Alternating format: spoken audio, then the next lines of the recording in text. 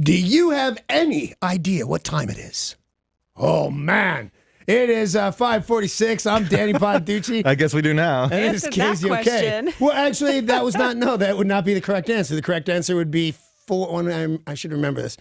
4:06, I believe, was the answer to that question when I was asked. When you were asked. But yeah, but it Not doesn't now. stop. Like the world doesn't. It's not 4:06 everywhere now just because my wife's a huge hassle. Oh, did that come out of my mouth? So I get on my treadmill every morning, 4:15, no later. I do a minimum. I know this won't sound like a lot to you, young lady, but it does to me. I do a minimum of 2.3 miles every single morning. Today's is much closer to 2.5. Actually, it was a little over 2.5, so I'm kicking butt. But I'm up at the kitchen counter, and I've got my computer open. My computer is entirely for porn. It doesn't do anything. It doesn't know anything. But I remembered hearing something from Amy, and we laughed. We had a good time. And that was that my ex-wife, not my ex-wife, my ex-wife, the one who didn't get any alimony. Yeah. As a matter of fact, gave me a couple of grand. I like that ex-wife. We parted under somewhat volatile circumstances. Right. So I've been feeling bad about some stuff, and the whole AA thing is about you should apologize, and I don't necessarily agree. There's some people that had it coming. I don't know that I'm a great qualifier for AA, but so anyway, it was really horrifying. But cops called all the time. She shot out our windows with a shotgun while we were at the other people. Me and Scott were in the house, and she wasn't kidding around. But you deserved it for the most part, right? Oh yeah, totally. But that's not the point. The point was to do something I have now perfected. I wasn't great at this then. You make the other person appear crazy the whole time. Right. I saw where this was going and started talking to friends and family. Man, did you notice how crazy I don't know if is America not agreeing with her? She seems unstable. And then she shoots out all the windows and everybody goes, oh, you were right. But anyway, so I felt that, and I don't know what brought this on because I don't see her. I don't know her. She doesn't tell stories about me or write books about me or do whatever, doesn't do interviews about how weird it was to be married to me or anything like that. She minds her business and sells real estate. God and love her. So I wrote her this big letter several months ago. Real sorry, Setsko. I was such a jerk. Everything was my fault, which it wasn't. This was me being nice. Yeah, everything was my fault. I drove you to it. I drove me to it. It was a wild time. I was on a lot of drugs. Sorry. It was nice of you. It was more eloquent than that. Yeah, but it was nice. I did it a lot for me. She's out there in the atmosphere hating my guts, and I don't want that. Yeah. But yeah, if you want to say that's nice, I'll take that. Thank you. So I wrote her the note, and a little time went by, and she wrote me back and said, this is a quote now, "You make me so crazy." Well, I still have an effect on girls.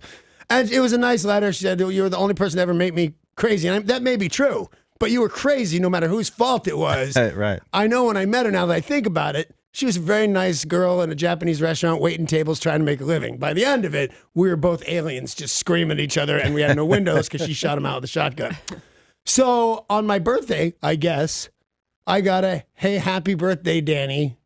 It might have said "Love Setsko." It might have just said "Happy birthday, Danny." But still, from a woman that, had a hard time with me. I was, wasn't kidding around. I was on a lot of drugs and alcohol, and she did not understand the drug and alcohol culture at all. So I was an alien to her. So this morning, it's been since my birthday, and I thought about this one. Oh, you know what? I'm going to figure out how to answer a thing at mail. I think you just hit reply. I should be able to do this. Yeah. So I'm digging around for the email address to send her a thing that says, "That was nice of you." Because I don't want to become pen pals with this lady or anything, but Right. It was nice of you. Happy birthday. And I can't really find it, but Amy comes up at 4:06 a.m. and says, "Hey, what you doing?" And I said, "Well, I'm writing back to Setsko, who was kind enough to say what birthday wishes." And she says, "At 4:06 in the morning," looking at the digital clock, so she had the time just right. And I said, "Well, honey, it's always 4:06 in the morning with me. This happens every day. I play the guitar, and in a few minutes I get on the treadmill. This morning I'm writing thanks. It was nice of you." She rolled her eyes a little bit and went to bed, and I thought, am I in trouble? I don't want to be in trouble. Sounds like you're in a little bit of trouble. Well, it doesn't. It sounds like I'm imagining that I'm in a little trouble. Here's what I say she did. She said, "Oh, at this hour," rolled her eyes and went back to bed. How dare she? Or she said, "Huh, at this hour?" and went back to bed because it was 4:06 in the morning, which would make it a kind of a normal thing. But I'm just wondering, am I going to go home and have to face some sort of music for corresponding with not even my ex-wife, who I hate, by the way? So, I mean, my ex, I have fonder my feelings for my wife. So it goes, in order of importance, it goes, wife. Yeah. I like her best. Well, that's good. No, followed it. Well, hang on. Then ex-wife. The third one, I like the second best. Are you following me here? Yeah, that makes sense. And then the second one, I like third best. Unless like an aardvark or something got it, and then I like her less than the aardvark. But there's not an aardvark right now. So. And there's a few old girlfriends mixed in there, right? No, they have to be married to me to qualify. Okay. If they were just ex-girlfriends, they could have left whenever they wanted, and mostly they did. This is only a ranking of wives. Yeah. Oh yeah. I don't even know. I don't even know who they would be. It is. I mean, it's odd timing unless somebody's really familiar with your schedule. So, like, if Setsko doesn't know that you're always up at that time doing things, and you have extra time at that time, it seems like, oh, he was staying up late thinking about me. Yes. You know, my wife has a radio, right? It seems like you woke up and that was the first thing on your mind, which would be unsettling. Well, it better not be, because that's exactly what happened. It was the first thing in my mind. Absolutely. Yeah. I thought about it last night and didn't get around to it. I was going to do it last night. And the only reason, because it's a hassle, I would absolutely ask, I was going to say tell, but no.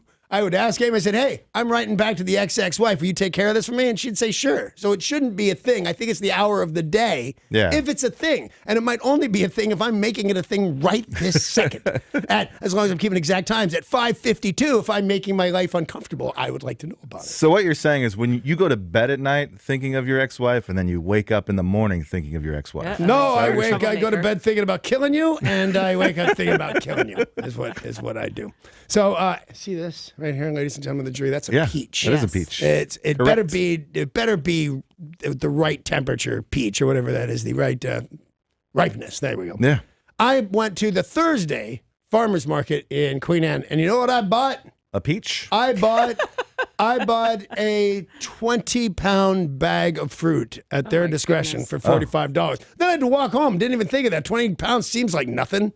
Until you're carrying it home. I have dumbbells that I curl 20 times that are 20 pounds. Well, I don't know where they are these days.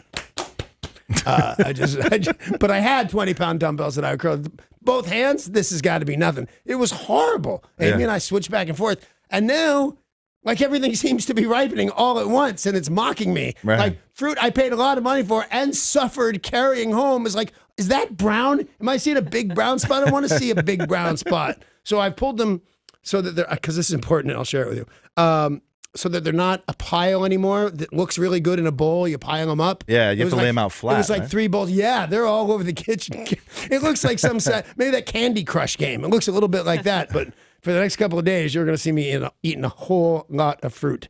And then I had a 2-year-old at my house from Friday till yesterday afternoon. Boy, you know, I thought I'd really like some more kids. But they're huge.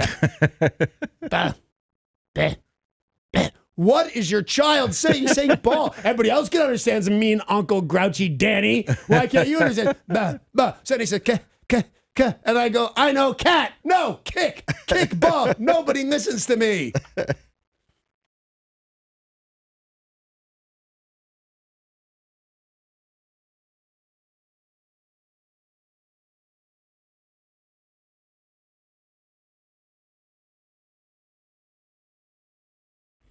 News is brought to you by Les Schwab.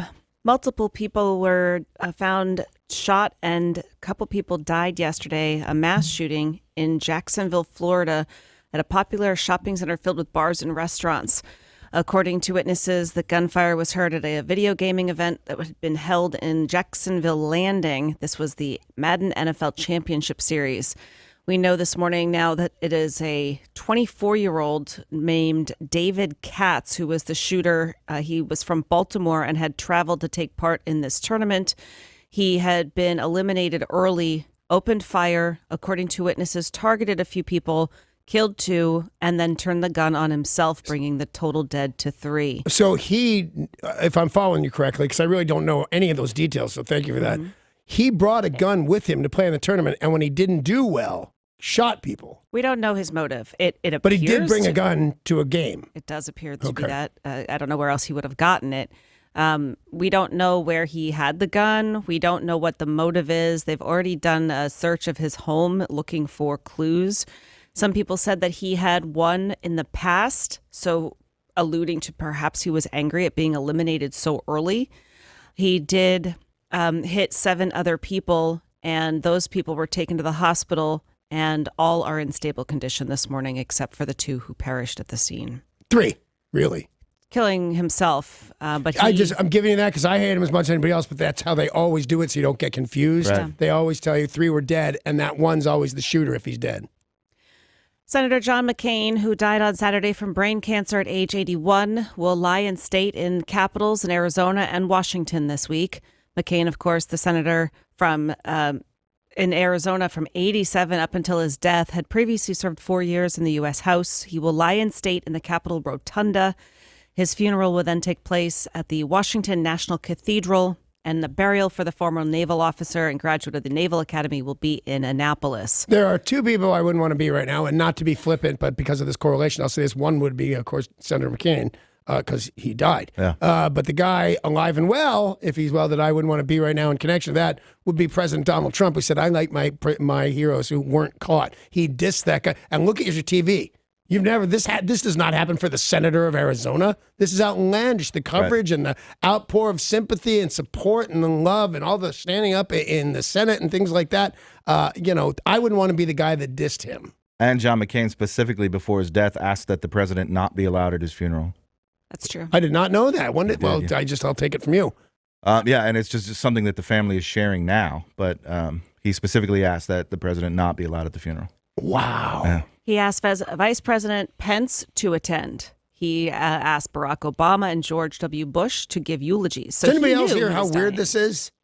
That he asked people to attend his funeral? It is, but I mean, yeah. if you know that you're in late stages of cancer. Did you know it would go this fast? It was Friday. No, I saw right. the news of him saying, I'm not going to do medicine anymore. And I thought, okay, in 6 months to a year, that man's going to be dead. Next day. I Exactly said 2 what I thought, weeks. yeah. That was my prediction. Oh, Was I 2 thought weeks. months. I thought months. Yeah. Yeah, well, we were all completely Right. wrong. It was Yeah. 1 day. But he knew early on that his demise would be imminent, and he was 81. He'd been battling brain cancer. So he planned pretty meticulously his funeral. And as part of that, he did not want President Donald Trump to be there, although the vice president is okay. You know, I got to tell you, I find Pence just a little bit weirder than Trump. Because Trump's just a maniac that got to the White House somehow. Pence seems like a hard case Catholic. I think he's, I'm not sure, but just the rules of God are the only rules that apply. Remember, he would never be alone with a woman. He's like, how do you hire anybody? Right, yeah. How does a woman come in for whatever job that you're going to give her, and that lady comes and says, hey, I'm the best person for this job. I do this, and I speak Japanese. I get that from a commercial. But he won't meet with her because she's a female. That's craziness, man. A woman was exiting an airplane, I think it was Air Force One, and stumbled. It was the wife of another senator, and she stumbled, and he actually helped her. And people were like, "Oh my God, he touched another woman." Now, is it that far? He doesn't shake hands? He doesn't. Well, it's another woman that he put hands on, and that's how. Yeah, because I restricted saw he it. And is. she ate it, man. She was coming out of this plane, just totally ate it on the bottom step. In local news, police have arrested a 31-year-old in Portland after he stole a BMW with a developmentally disabled man from Pioneer Square. He stole it with one or with one in it? With one in it. Wow. William Connors has thankfully been reunited with his family, who are thanking the police department, social media, and a Good Samaritan in Pioneer Square who helped find this developmentally disabled man. So dad and son, his son is 33 years old, are in the car. Dad goes to pay the parking.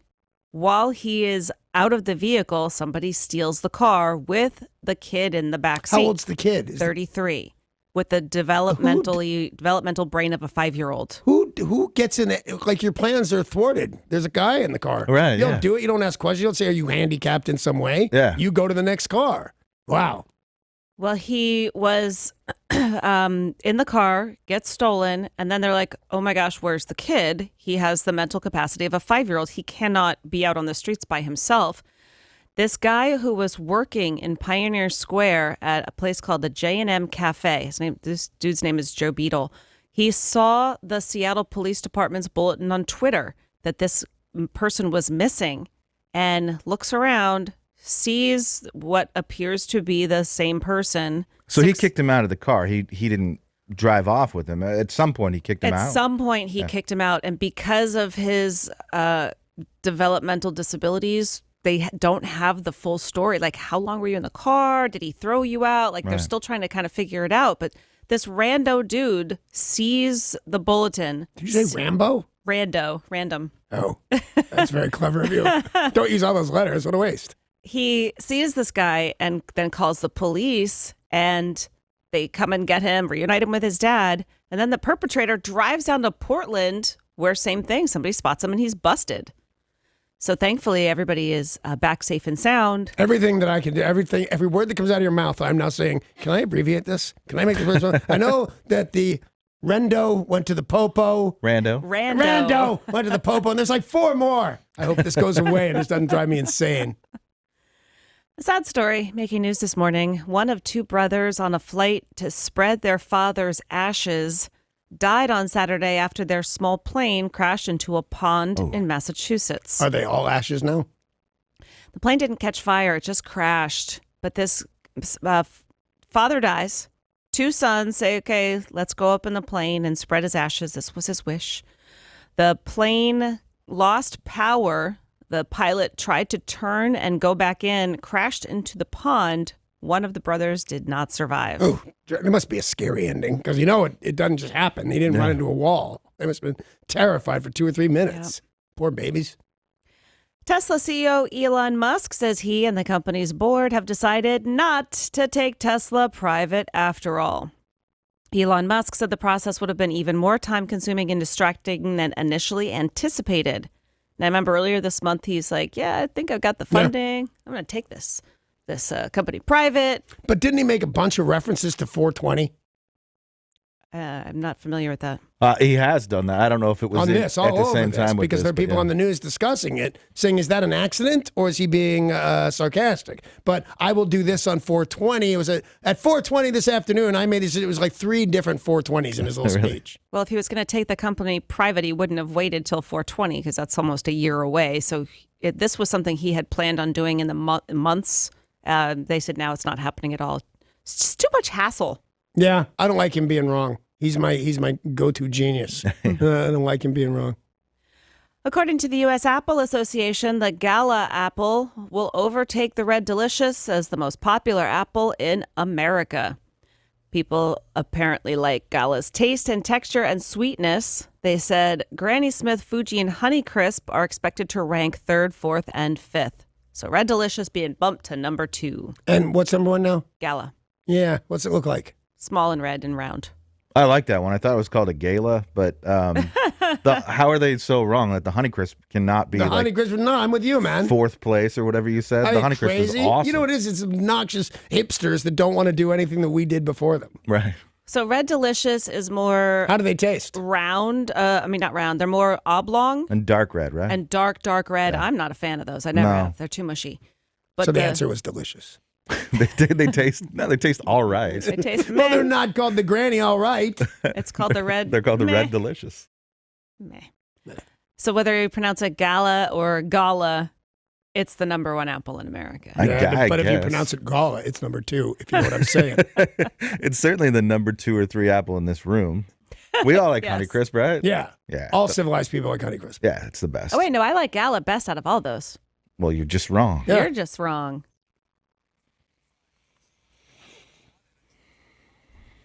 Yay!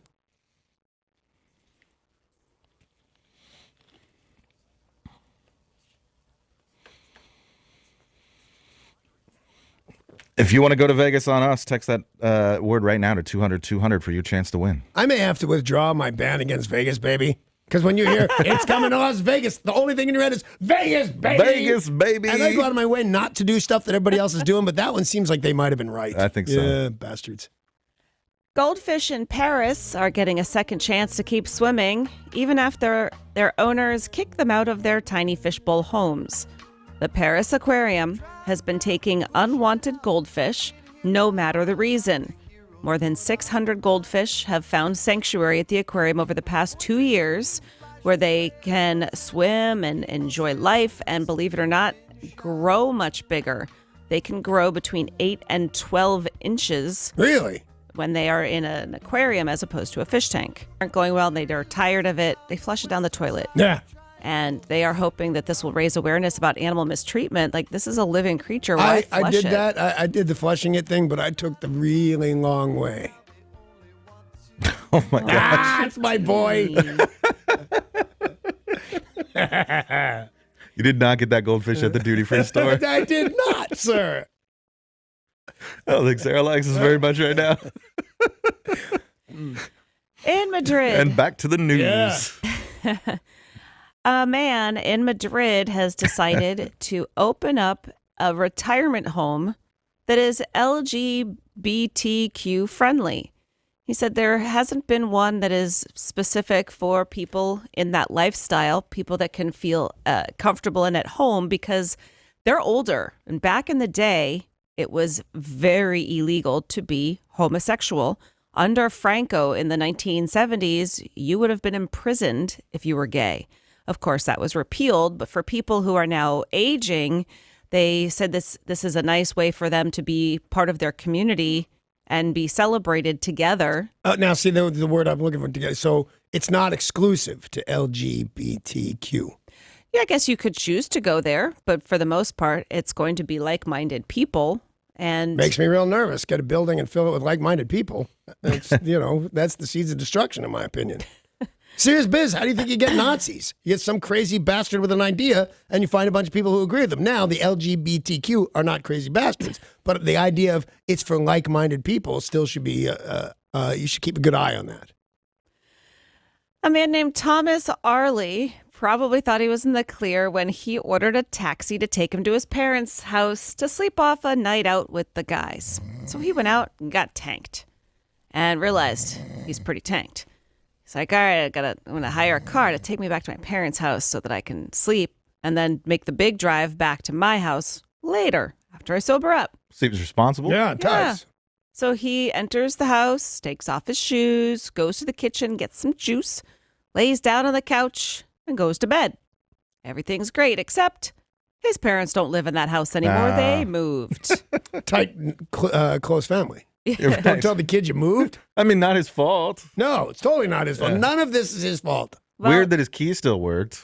he But I didn't did even not think use a about that. key. Ah, it was They just had open. left the door open. Mm. He was pretty drunk and just forgot they didn't live there anymore. Creature of habit. You go Okay, back maybe to, his Sure. fault. Yeah, that's his fault, right? So mom in the house, she's watching TV with her kids. They're in bed. They kind of fell asleep watching a movie. And she wakes up thirsty to go get a drink. And that's when she sees a guy sleeping on the couch. She went over to him and said, "Are you okay?" And he said, "My parents live here." And she said, "No, your parents don't. They moved 2 years ago. Are you looking for Steve and Becky?" Yeah. He's like, "Yeah."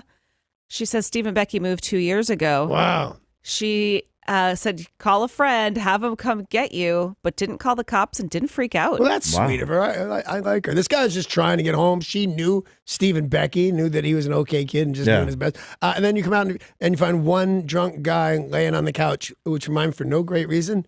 When was the last time you read No More Monkeys Jumping on the Bed? Not too long ago. Not too actually, long yeah. ago. Did you see anything weird about it?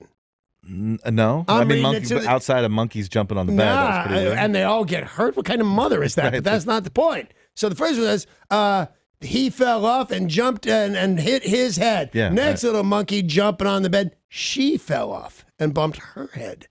When did they do that without telling me? It was all little boy monkeys before. I thought it was just one fell off and hit. No, all of them. Oh, all of them it's fell got to off. say his or her. Yeah. Yeah, and I was shocked that they changed the gender of the monkeys. Huh. And now back to you in the studio. An Australian man has tried to board 2 passenger trains with his horse named Frida. Train conductors have refused to continue the journey with Frida on board. Is but- it his emotional support horse? No, this is just his horse, and the horse was kind of tired, and he didn't want to make the 20-mile journey. How's back. he get on board? Train doors are pretty high. Right. So he gets on board, and then the train conductor comes around looking for everybody's ticket, and the train conductor says, "I'm not operating this train with a horse on board."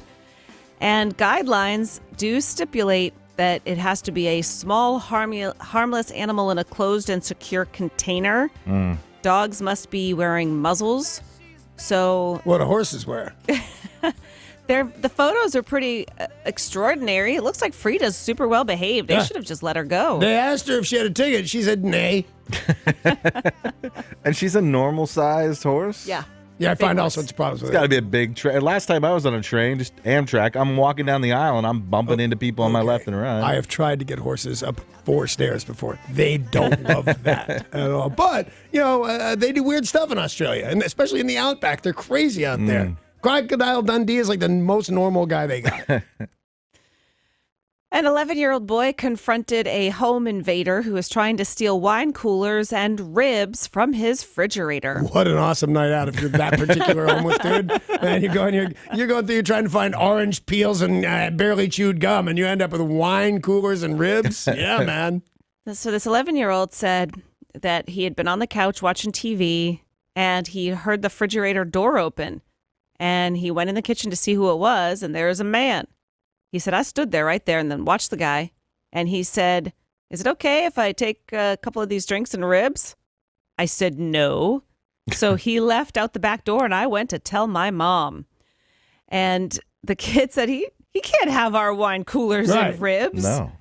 And mom said, yeah, I think we need to start locking our doors more often. Is this not the second story of bad news happening to you because you don't lock your door? Yeah, lock your Those, door, people. Sarah, I can tell you this. I always used to leave my keys in the ignition or the cup holder of my car so I could find them. Never locked my car. Right. This is bad. My keys are in my car right now. Oh, Danny. But they're hidden. Yeah. You'll never find them in the armrest thing in the middle, for God's sake. But anyway, so now, Amy makes us lock the door because it seems silly in Queen Anne, but she always makes me lock the door. And I'm wondering how many intruders, because we did get car proud like 100 times. Lock your doors, ladies and gentlemen. That Mayberry time of our lives is over. An overturned truck on a stretch of West Virginia highway lost some of its load of Hershey products when it rolled into a ditch. What highway were they on? Didn't she say a West Virginia highway? Oh. She did say West Virginia. She did say that. Yeah, I heard her. The driver lost control of the truck, which was hauling more than 40,000 pounds of Hershey products that Wow, that's a spilled lot all of Hershey's. over the highway. It's the same joke from earlier. I can't stop it. I'm not saying it's not funny. No, you're certainly not. I can tell you're not saying that. Officials said the driver was not injured, and an investigation into the crash is ongoing. No word on how much Hershey was damaged on the highway. All right. You only encourage him by doing the story. Yeah, right. What is she supposed to do? Look at a viable news story and go, well, Danny will be such a jerk. I'm not doing it. No, she can't do Yep. that. Yes, that's exactly what you're supposed to do. Several times a didn't day. think Mayo, Florida is holding the Mayo, at least for a few days.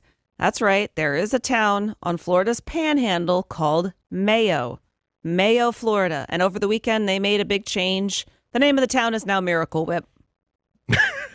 Is that a fact? That's a fact, Jack. Like they officially changed the name of the town to Miracle Whip. Guess why they did this? They got paid by Miracle Whip Correct. Give that man a cookie. with Or- mayonnaise on it. Gold star or something.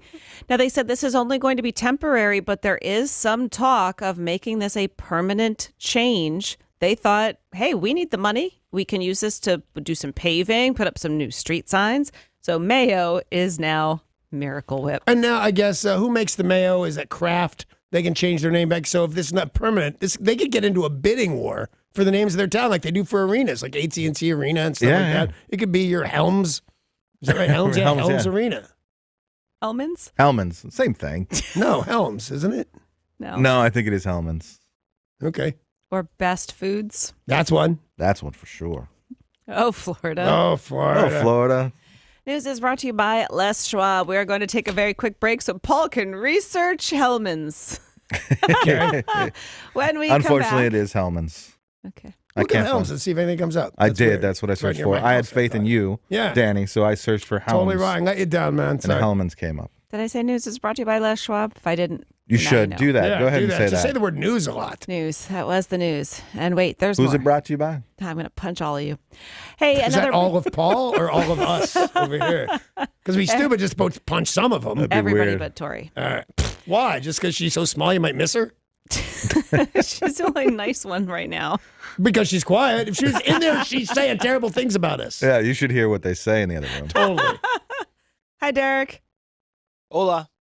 All right, I won't punch him. Actually, maybe we don't want to hear what they say in the other They room. say it in Spanish. How weird is that? When we come back, another pop star headed to rehab. I will tell you why. A KZOK band did something rather unusual over the weekend at the airport, and it was a big weekend in Seattle sports. We've got all that action for you next.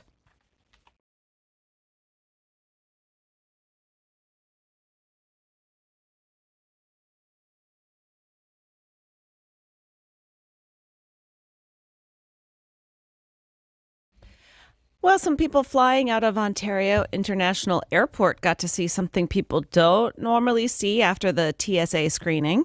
A rock star smashing a guitar. Huh?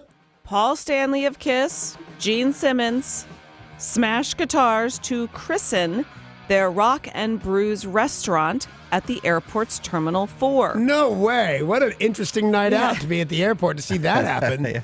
Now, Paul Stanley said there's an art to breaking a guitar. Yes, there is. Before you do this, call your chiropractor. And then he smashed his guitar against cinder blocks draped in a black cloth. It actually took him 2 swings to separate the body from the neck. And they said that the president of the airport actually got his own guitar and he got to smash it too. And he did his on his first try. Kind of neat. Kind of neat. I have some experience with that. I was shocked how hard it is to break. Me and Sebastian Bach were breaking guitars in hotel rooms. We were invited to do it. They were redoing the hotel. Yeah. Probably the second thing I thought was, how difficult is this? It didn't break. The first thing I thought was, who gave Sebastian Bach a guitar to smash the man's out of his mind? And over the weekend, we found out Spice Girl Mel B is checking into rehab after battling issues with booze, post-traumatic stress disorder, and sex addiction. Uh-oh. She said that she, when going through her bitter divorce from Stephen Belafonte, would sleep with up to 3 men a day just to try to make her feel better following this bitter divorce. She said, What? That's outlandish. She said she also was trying to deal with her emotions by drinking copious amounts of alcohol. She said, I believe that this is PTSD because of surviving an emotionally abusive relationship. I've got massive issues in my life, drinking to numb the pain, feeling sex crazed. I am going into therapy. Yeah, you might want to consider that. Because I'll tell you, a girl who drinks till she's not as responsible as she should be, that also claims to have a sex addiction where she says, I sleep out 3, that's dangerous. That's super dangerous. I had the pleasure of going to Sex Anonymous or Sex Addicts Anonymous or whatever it was. It was so not what I had thought it was or even hoped for.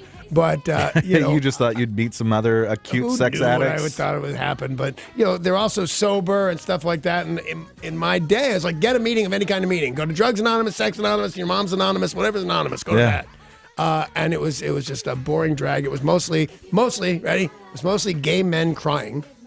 Like 6 out of 8 of us were gay men crying. The other one was me. The other one was some stripper that I knew, and everybody else was sad and mopey. It was not great. But anyway, the point is, I know from girls who drink too much and give speeches at AA about what their life was like.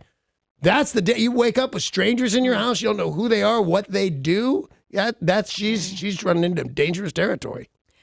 Well, let's talk about something much better and uplifting, like Vegas, baby. Vegas, baby. 2 nights in Las Vegas, filled with performances from some of the biggest names in music. Well, it's our iHeartRadio Music Festival happening September 21st and 22nd at T-Mobile Arena. Fleetwood Mac, Leonard Skinner, Justin Timberlake, Mariah Carey, Jack White, and many, many, many more. And we want to send you to the show and, of course, to Vegas for free, including hotel and airfare for 2. You're listening for the next keyword. You text it to 200-200 for your chance to win. You can get all the info, KZOK.com. Speaking of Leonard Skinner, and Paul, do you remember the name of the guy that texted in? I did not have a name, no. Somebody texted in. I didn't realize that was around anywhere. Me and Ronnie Van Zant. I'm 15 tops at a Leonard Skinner concert. And it was nice. So I wish I knew his name. Well, thank you for sending that in, man. Lethal Weapon debuted their first promo for season 3, giving fans their first look at the new duo. Sean William Scott officially taking over for the former star Clayne Crawford. Good, I didn't like him. He played Martin Riggs, and he was fired after it was revealed he had to be reprimanded for his on-set behavior. And he will be joining Damon Wayans, who was one of the people who complained about the behavior of this Clayne Crawford dude. Wow. So what do I know that Scott guy from? I recognize that name. Dude, Where's My Car? Is that who it is? I think he was in that. He's kind of a goofball. Yeah. Stifler from American That's Pie. it. Yeah, that's it. There we go. It will be returning September 25th, 9 p.m. on Fox. And sad news from the weekend, we found out Neil Simon, one of the most prolific playwrights in American history, died. He was put on life support, had a failing kidney, Alzheimer's, and dementia. He had died officially from results of complications from pneumonia. He'd had a kidney transplant back in 2004 and, had a good run after this kidney transplant. His first big hit was Come Blow Your Horn in 1961, followed by Barefoot in the Park. He won a Tony for The Odd Couple, Biloxi Blues, Lost in Yonkers. Of course, The Odd Couple really what catapulted his career. Right. And then I believe after he won the Tony for The Odd Couple, he won the Emmy for The Odd Couple. And here's what's cool. This guy was 91 when he died, or 91. 91 years old. He had a comedy series running last year. That's wild. Yeah. Wow. By the way, it was The Odd Couple with Matthew Perry. Oh, right, the remake. Yeah. The remake of the remake of the remake. Possibly of the remake. Yeah. During one season, Neil Simon had 4 plays running on Broadway simultaneously. He also won a Pulitzer, won the Mark Twain Prize for American Humor, That's a good one. a Kennedy Center honoree. Yeah, was a very accomplished man. I think he holds a Guinness Book of World Records for something, having the most plays on at once, the running the longest or something. That guy was the absolute deal. My dad worked with him a little bit. Supermodel Christy Brinkley has signed up as a judge for the competition series American Beauty Star. This is hosted by model Ashley Graham. Season 2 of the Lifetime program is now taping in Hotlanta, and Christy Brinkley will be one of the judges. Can you do it? What do you mean, can you do it? What is the Miss America pageant now? Oh, they don't have they say it's not called a beauty thing. Right, changed the name of they it say they because don't it's judge you on your discriminatory. outward appearance. Absolutely. So this is a TV series on a chick channel, if we're going to be honest about it, and I think it's called Chicks in Their Bathing Suits. Is that what it's called? Yeah, that's right. or some such thing. It's just weird. American Beauty Star. They're judged on their hair and makeup. Yeah, I'm fine with all of it. I wish they were topless, but I'm not in charge, and people that are in charge still keep complaining about stuff. Yeah, there will certainly be people who are against it. Yeah, I'd like to be against it. Actor Hayden Christensen has a new movie coming out called Little Italy. And in order to get into the feeling of this movie, he decided to go incognito and deliver pizzas in Toronto's Little Italy, where the film was set and shot. You know how he could more successfully go incognito? Just leave the house. Who the hell knows what that guy looks like? Darth Vader? Darth Vader from like 10 movies ago? He wears that helmet all around. He wears the I helmet. think if he just takes the helmet off, he'll be all right. He was Exactly. with Natalie Portman. Yeah, it was terrible. Everybody hated him. He's done a lot of indie movies. He's done a lot of TV shows. But he said he just wore a hat and wore the apron from the kitchen. Nobody noticed anything. And he said the pizza was hot and I made tips. It was actually pretty fun. So Hayden Christensen giving pizzas or delivering pizzas. I only did it for a few months, but it's less eventful. Anyway, I'm waiting for sex and people to tip me in drugs. Right, yeah. And, nothing. They tip me $3 at a time and I'd go back to work. It was pretty embarrassing for everybody. This movie is coming out on Friday. He is starring with Emma Roberts. Also starring in this movie, Alyssa Milano, Jane Alyssa Seymour, Milano gets work. and Danny Aiello. Cool. Let's take a look at sports. Sports. Sports brought to you by Bradley Johnson Attorneys. If you're facing a DUI, call 1-800-DUI-AWAY, 1-800-DUI-AWAY. Friday, the Mariners beat the Diamondbacks 3, and on Saturday, super exciting game, 4-3 victory. But yesterday, we lost to the Diamondbacks in the finale, 5-2. We get an off day today. The Mariners play the lowly Padres next. First pitch 7:10 tomorrow. Marco Gonzalez versus Joey Lucchesi. The Mariners. That was awesome. My people deserve that. Although I don't know that he's one of my people, but I liked it. Didn't that guy prepare for pitching by delivering pizzas in Toronto? That's what I think he heard. did. But he wore a Darth Vader mask, so nobody knew who it was. And some bad Mariners news. We're finding out that Mariners reliever Juan Nicasio is having season-ending knee surgery. And we found out a funny story over the weekend involving Houston Astros superstar pitcher Justin Verlander. On Friday, he's in Beverly Hills. He goes out to lunch with one of his teammates. He gets the bill. Now, he's at a fancy place in Beverly Hills, so he knew the bill was going to be high. Pancakes, a salad. So he gets the bill and he looks at it. He's like, whoa, that's pretty high charge right there. $30 for pancakes, $42 for a salad, and $1 million for being a Dodger killer. Nice. Now, Verlander and the Astros did win the 2017 World Series, beating the Dodgers in Game 7. And looks like somebody at this restaurant still a bit sore. Holding a grudge. $1 million. For being a Dodger. I like it. Now, he was a good sport, and while he does make $28 million a season, he did not pay it, but the manager came over. They all had a good laugh. He wound up comping the bill, and they left him a tip. He makes $28 million for throwing a ball around. Yeah. Wow, it's crazy. But then I think the same thing about movie stars. He makes $28 million a year for throwing a ball around and is married to Kate Upton. Yeah, I like him less than I did a minute ago, and I didn't like him much a minute ago. Well, we had some more preseason action on Friday. The Seahawks fell to the Minnesota Vikings. This was week 3, and the final score was 21-20. Next up for the Seahawks, Thursday night football. It'll be the Raiders and the Seahawks with a 7 o'clock kickoff. We did see something interesting out on Saturday night out on the field. Miami Dolphins for football were playing Baltimore. And the Miami Dolphins linebacker Kiko Alonso was out on the field. The play ends, and he runs back to the bench like you're supposed to do. Right. Only he looks around and realizes, oh, heck. He ran to the Baltimore sideline. No, I can't do that. Stood right next to Ravens head coach John Harbaugh. He's looking at them. They're all looking at him. He's like, what do I do? What do I do? He then decides, okay, I gotta go. Yeah, you got to go. But by being back on the field, he got charged with a delay of game penalty.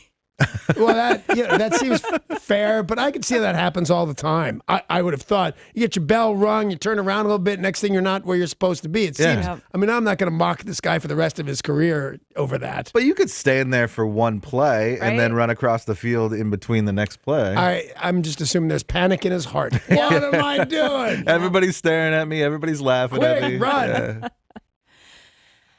There is a college football a lot of people are talking about. He is an incoming freshman quarterback at Michigan Tech, 6'3". He's his senior year of high school. He got like 2,500 yards. He's a dual threat quarterback, 49 tackles. That's what that means. The dual Yeah. threat. So he's a real athletic kid. And this Michigan Tech quarterback is making a lot of news because his name is Steel Fortress. His name is Steel Fortress. That's his Wasn't there real name. somebody named yesterday Reality Bites? Reality winner. Reality Yeah. winner, and not now just reality runner-up. Yeah. She was the winner. reality contestant. No, not for this girl. Steel Fortress. Steel Fortress. That's his real name. All right, 6'3", Steel Fortress. He's got to make it to the NFL. he does just on the name alone, Exactly. just for the jerseys. Yeah. And Seattle forward Breanna Stewart had 2 big things on her mind this weekend. Of course, the Seattle Storm were playing in their playoff game. And right before the game, she was named MVP. She received the award as the Storm hosted the Phoenix in that semifinal opener at Key Arena. Just 23 years old, she has had a really amazing season, got the WNBA MVP. And then the Seattle Storm went on to beat the Mercury 91-87. Nice. Game 2 for the Seattle Storm happens tomorrow. Phoenix Mercury Seattle Storm tip-off is at 7. Tip off. Go Tips. Go Tips. Yesterday, the Sounders beat the Timbers 1-0, extended their winning streak to 7 games. That's a record, I think. Well, it's certainly a record for the team. 7 wins in a row. I think Huge. so. It has to be. Yeah. And up next match will be Saturday. The Sounders are suing Sporting Kansas City. Match time, 1 o'clock. There has been much talk about the the NHL coming here to Seattle. Yeah, much talk. So excited. Everybody's so excited about it. And hockey is pretty darn big worldwide. It is so big in Russia that one man wants to make it even bigger. He is a billionaire. Putin. No, he loves to play hockey, Yeah, he though. He does, yeah. Didn't he get 7 goals one day? I think he's the best player in the history. world. Yeah. Certainly in Russia. I mean, I'm pretty sure he's won the MVP, right? Yeah. Definitely. I bet money he's got a star on the Hollywood Walk of Fame, that bastard. He does.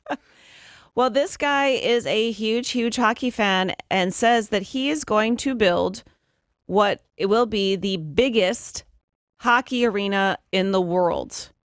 This guy is presently the president of the St. Petersburg Hockey Club, their equivalent of the NHL. And he said this will have the capacity for 22,500 people, could host the 2023 World Champions. So presently, the biggest regular arena is 21,288. That is in Montreal. And that he wants to build one that is even bigger. And if you build it, they will come. Yeah, I would think in Russia, they will. The only time it gets any bigger is when we do the outdoor series. And they play those are cool. Yeah, they play those in baseball parks. Yeah, how come we don't play Russians on a regular basis? Because they're all here. They're already here. Yeah, they're all in the NHL. But already. really, I mean, like we don't, we play everybody else in soccer and stuff. It's just because they're Russians and we don't like them? No, I mean, we'd play them in the Olympics, but that's pretty much the only time. We don't Right. play any other countries. I'm sorry? We don't play any other countries. We don't play any other countries. What? In hockey, we only play in the National So Hockey League. We don't So play Canada?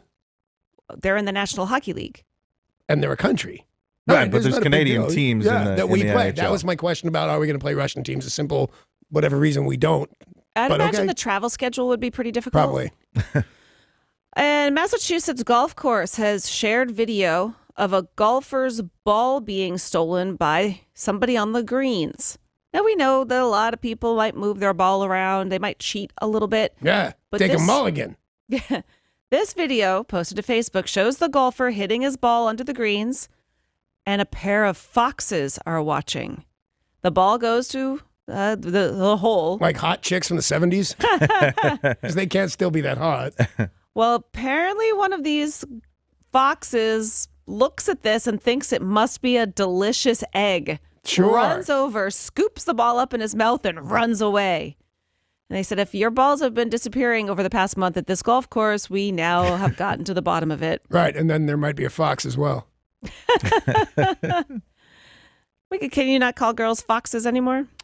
Well, I certainly could. What do I call? I call them chicks. Yeah. Yeah. No, foxes is just old. It's not that I think it's disrespectful. You're just calling a girl pretty. But that's from literally my disco days when chicks were foxy. And that is sports, brought to you by Bradley Johnson Attorneys at 1-800-DUI-OA. I'll tell you a little something about 1-800-DUI-OA. Washington has some really tough laws. You get a DUI, you need a lawyer in a big way. The lawyers at 1-800-DUI-OA, they will fight hard for you. They'll meet you in Seattle, Everett, or Tacoma. So if the unfortunate happens to you, and don't let it get any worse, don't delay. Call 1-800-DUI-OA. That's 1-800-DUI-OA. Got a jam-packed show today, 7:50. We'll get business news with Jim the Flagger. Yep, Yeah. our construction buddy gives the best business news in the world. 7:50, he'll deliver that to you. At 7:20, we are going to play another round of Put Up Your Dukes. The prize this time, a pair of tickets to Battle at the Boat 117 next Saturday night at the EQC. The game is Put Up Your Dukes. If you're thinking, hey, that was last week's game, yeah, this one made just as much sense. Play at 7:20, Put Up Your Dukes, and win a pair of tickets to Battle at the Boat. Get it? Boxing. Put Up Your Dukes, 7:20. We were all so happy to find out that Ben & Jerry's are launching a snackable cookie dough treats. So this is a bag full of little balls of raw cookie dough. Yum. Yum, Goodness. And they already put those little balls of round cookie dough in the ice cream. But it's really a tricky situation for many companies because raw cookie dough is super dangerous. Salmonella. Right. Because it's raw eggs. So every company and on the jar, on the box, on the tube, it says, do not eat this until it's cooked. Right. And when we found out about this, Danny, the first thing you said is, I was going to make a scoff sound. I don't even know how to make that. Nope. You're right. You don't know how to make But it. she does know how to do asthma attack. You said that you buy that tube and you eat it even though you know it's dangerous. Not just once. And I didn't know it was dangerous when I started. It started 10 years old or 11 years old. And I've eaten raw cookie dough. I've never made the cookies from that thing. I squeeze it out and I eat them and they are yummy. So I think that super dangerous salmonella is also it's a 1 in a million shot, but if you get it, it's awful. Because I've Oh, never had gosh, anything. yeah. What about, did you see the first Rocky movie? Oh, yeah, he's just He drinking the chugs eggs. half Yeah. a dozen Raw raw eggs, eggs. yeah. And Yeah. everybody did that after that. Right. Well, I mean, I am pretty cautious about most stuff when like a food, especially. I throw stuff away at the expiration date. I'm not cutting the green stuff off a piece of bread.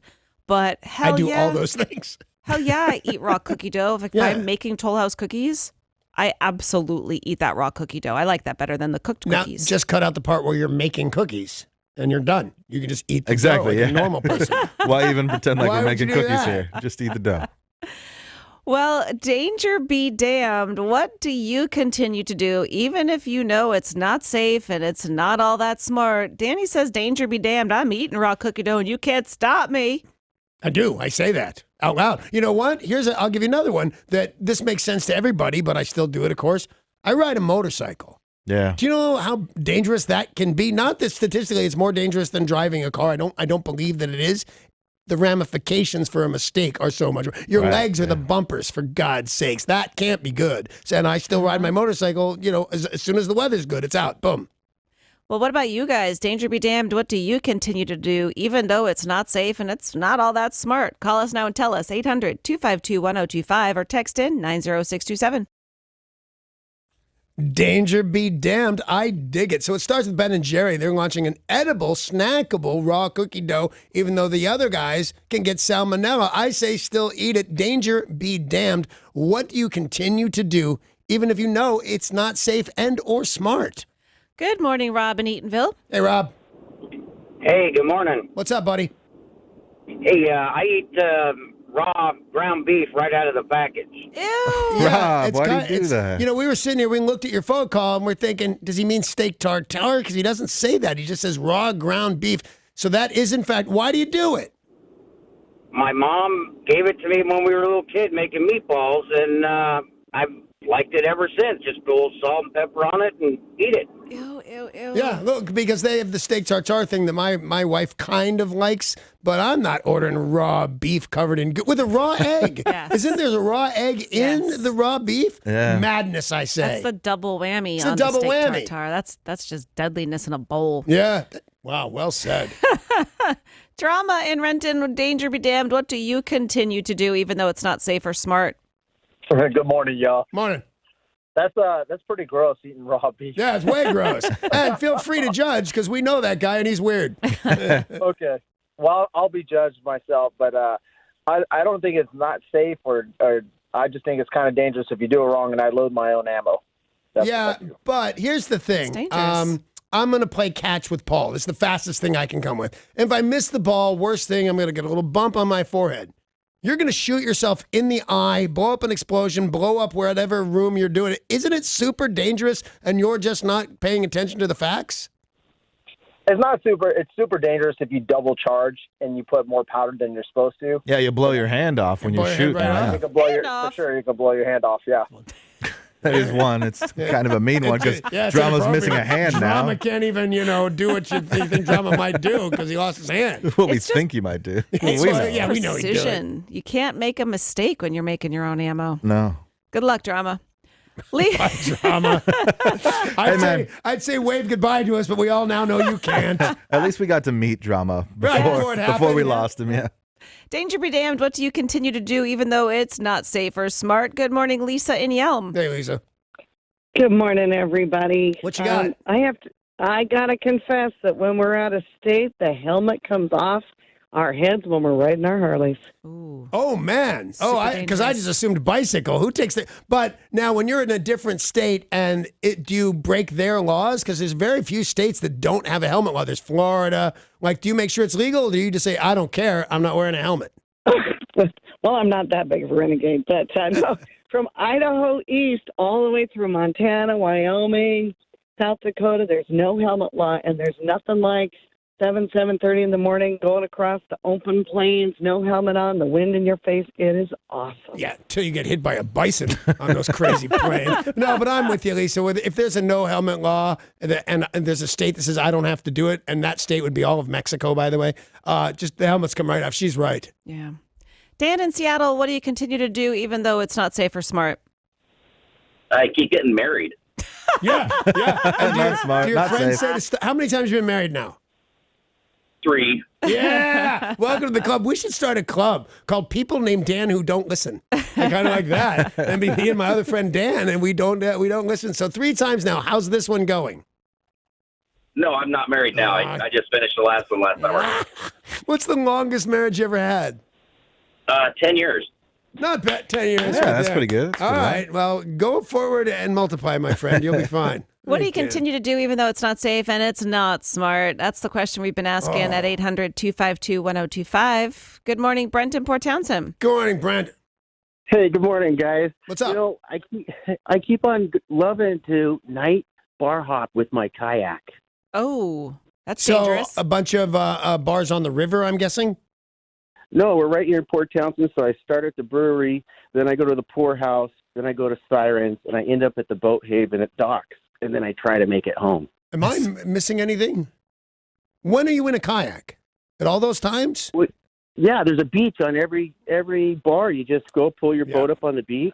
It sounds It's the pretty beach. awesome. It is awesome. I've done it. Yeah. Man, I've done a boat for years. Remember, my big boats never really ran that well, but the dinghies, and you'd zip around with like a 4-horsepower engine. You'd go to all the bars. It was awesome. And at that time, very little laws. You'd pour yourself out of a bar, get into a motorized dinghy, and nobody'd say anything to you. And you didn't even know where you were. You'd pull up to like 3 boats that looked kind of like yours. What do you continue to do even though it's not safe and it's not all that smart? Good morning, Dave in Everett. Oh yeah, Dave. How you doing? all I'm good. a 50-year-old professional wrestler. Where are you a 50-year-old wrestler? Seattle with 3-2-1 battle.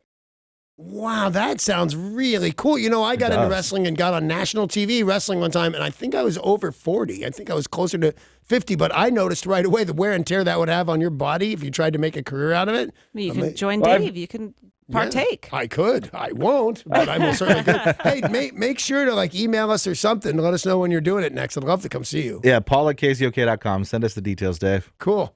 I did this one thing that everybody warned me was dangerous. Well, they didn't say that it was dangerous. They said you'd go blind. I continue to do it, and I feel fine about it. We have some great text in the 90627. Somebody says they continue to go in the mosh pit.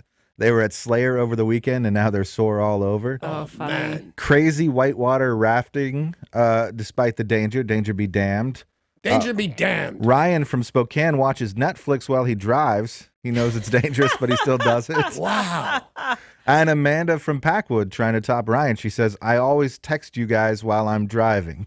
Stop doing that. Stop Amanda. doing that. It's not safe, not smart. It's not safe, not smart. Although, if you're in a horrible wreck and the last thing on your phone is a text to us, I would feel pretty good about it. But you shouldn't do that. Paul, what's something you continue to do even though it's not safe or smart? Well, I've really cut back almost to nothing on my texting and driving. Good. But I may have doubled or even tripled my texting and walking, which we know is super dangerous. 'cause Super dangerous. You're going to get hit by a car or a train or a Danny Bonaduce for sure. So You know, I'll tell you, because you will. You'll eventually run into me, and I'll be mad at you for being in my way and not looking down. How about, there's a couple of them. I ride my bicycle while reading headlines. really? Yeah, I shouldn't do it. I realize that. But yeah, I ride my bicycle while reading headlines. Tori, what do you do even though it's not safe or smart? I wear my seatbelt under my arm. No. I do. I've done it for years. So much more comfortable that way. So much It more is. comfortable. Oh, Tori, you're a terrible driver. Oh, well. She is that's a terrible true. driver. Derek, what do you continue to do even though it's not safe and it's not smart? I keep eating Captain Crunch even though everyone knows it cuts the roof of your mouth. Good. No, that is a very good call. true. Because I think the whole world that likes cereal absolutely cannot wait to put Yep. milk on that stuff. Thanks for all your calls and texts this morning, but it is now time to play another round of Put Up Your Dukes. Put up your dukes. You can win a pair of tickets to Battle at the Boat 117 on 102.5 KZOK. We are playing Put Up Your Dukes. This is your chance to win a pair of tickets to Battle at the Boat 117 happening next Saturday night at the Emerald Queen Casino. Now, we know Danny would fight any cast member from the Brady Bunch, a juiced-up baseball player, Screech, and Dennis Rodman. In right. order for you to win, you'll have to tell us who he is challenging this time to put up his dukes. Our contestant, Eric and Puyallup. Hello. Hey, Eric, how are you? Doing good. How you doing? I'm doing very well. I'd like to point out that when we did the baby animals that I'd fight in the lions and tigers and bears, that's just wood. Right, all sure. the people named on it, I actually fought all those people. You did. Man, I should grow up. Anyway, so are you ready? Are you ready for your clue, Eric? I think you are. Here we go. Do you understand the words that are coming out of my mouth? I believe so. All right, man. Do you understand the rules of the game? I do. Here we go. Put up your dukes if you are this actress who became the youngest person at the time to win an Academy. She played a role of a girl who was not just deaf, not just blind, but also only 7 years old. Now that is acting. The following year, she was given her own sitcom playing cousins, identical cousins. That was a hint. Can you tell us who it is? I want to put up their dukes. Oh, man. Oh. I know it, but drawing a blank. Oh, I bet money on you. Do you have a guess, Eric? No, I'm going to pass more. All right. Eric, right. call back tomorrow. Win then. 800-252-1025. You think you know the answer. We're going to get another contestant on now. John, let's see if John, do you need Danny to read the clue again, or do you know the answer? Read it again, please. Good, because every now and again, Sarah, I sing the clue. And whether they know it or not, Sorry, they hang on, deserve hang on. to hear it again. John, would you like Danny to sing the clue? Okay. From the top? Hey, here we go, buddy. Put up your dukes if you are this actress who became the youngest person to win an Academy Award. She deserved it too. At 16, she played the role of a girl who was not just deaf, not just blind, but also only 7 years old. Now that is acting. The following year, she was given her own sitcom playing cousins. Identical cousins. That's your clue. Can you tell us who I want to put up their dukes? John, are you still there? John. Yeah. Did you hear the singing clue? Do you know the answer, John? Identical. No, I'll pass. Everybody's just passing. You can just pass. You know what you don't know. Yeah. Nobody even wants to guess. Yeah, what is that? I thought this one was Because pretty easy. The actress played cousins, Identical cousins. and you'll find. Maybe it's the singing that's throwing them off. People are forgetting the game is called Put Up Your Dukes and that is a clue. We're just making an awful lot of excuses here, if you ask me. Dave in Issaquah, do you know the answer or do you need the clue again? Yeah. No, I know the answer. Okay, go ahead. Betty Duke. Who? Sorry? Betty Duke. Yes. Okay. It sounded like he said Betty. He I said did Pat. think he said Betty. Oh, no. Patty Duke. Patty Duke, because she played cousins. Identical cousins. And you'll find. Dave in Issaquah, congratulations, buddy. You won a pair of tickets to Battle at the Boat 117 next Saturday night at the Emerald Queen Casino. You're going to the Jeep winners window in our lobby to pick up your prize. Other tickets are available at emeraldqueen.com. Great game. Good game. It's really fun. This went so smoothly, I think we'll do it again tomorrow. Will we at sing it again 7:20. tomorrow? Whatever it is tomorrow, I will sing it.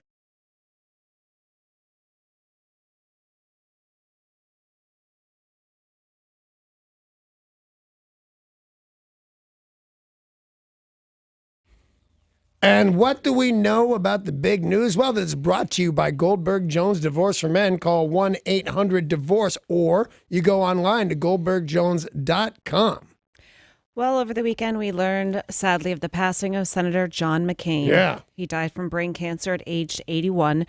He'll lie in state in the capitals of both Arizona and Washington this week, and then we'll have a service on Friday. So they're going to ship the body around? Yep. Wow. I guess that's normal for great American heroes and things like that. It just doesn't seem right to me. Yeah. Leaving the guy alone. Well, we know that John McCain is survived by 7 children, in addition to his wife, Cindy. However, not everyone knows that Senator John McCain also leaves behind a supercentenarian mother. His mother Wow. is still alive No way. at 106 years old. That's super old. How did we not know that? Yeah. We are just really finding out this morning, like paying respects and his... Because when you said there's some great things about American hero that you probably don't know, I'm thinking, I probably know. Of course I know. Of course, I yeah. know most things. How will I not? I did not know that, not even close. Yep. 106 years old, Roberta McCain. I'll bet she's shocked. I bet everybody's shocked, and he would be shocked if he was still alive, that she outlived him. Exactly. Also making big news, a new CDC investigation has turned up a very rare sexually transmitted disease that causes flesh-eating ulcers on your who's-its and what's-its. Is it carried by koalas? No, then it would just be Filthy chlamydia. little beasts. No, this is a progressive ulcerative lesion on your who's-its or backside. Is that depending on what you've been up to, or just that's where it's going to go? Both. All right. So it can be caused by certain activity, or it could just be that's where it pops up because they're real close to each other. But either way, it's been caused by sex. This is an STD. Wow. Who needs more of these things? They said you get it because you came into contact with their infected ulcer, that you could see it in Australia, Africa, the Caribbean, India, and New Guinea, but it is now popping up in England. Oh, my goodness gracious. Thankfully, I am not seeing any cases yet in America, so stay away from those Brits. Yeah, and we've always Papua New thought Guinea-ites. If you say stay away from all guineas, you know I'm going to be mad at you. Papua New Guinea. Oh, no, it is What's just... my dad have to do with this? He's been dead for years, Sarah. Well, now we know. Now we know how he died. Yeah, that was our nickname for him, Papa New Guinea. I don't know why he didn't appreciate it. Over the weekend, the most expensive car ever sold at auction was sold. A very rare 1962 Ferrari 250 GTO. This sold at a Sotheby's event in Monterey, California. Do we have guesses? Yeah, we do have guesses. Good call. $35 million? I'm going to go with 40 then. $48.4 million. For a car. For a car. And then a car that doesn't, by today's standards, doesn't do anything. Yeah.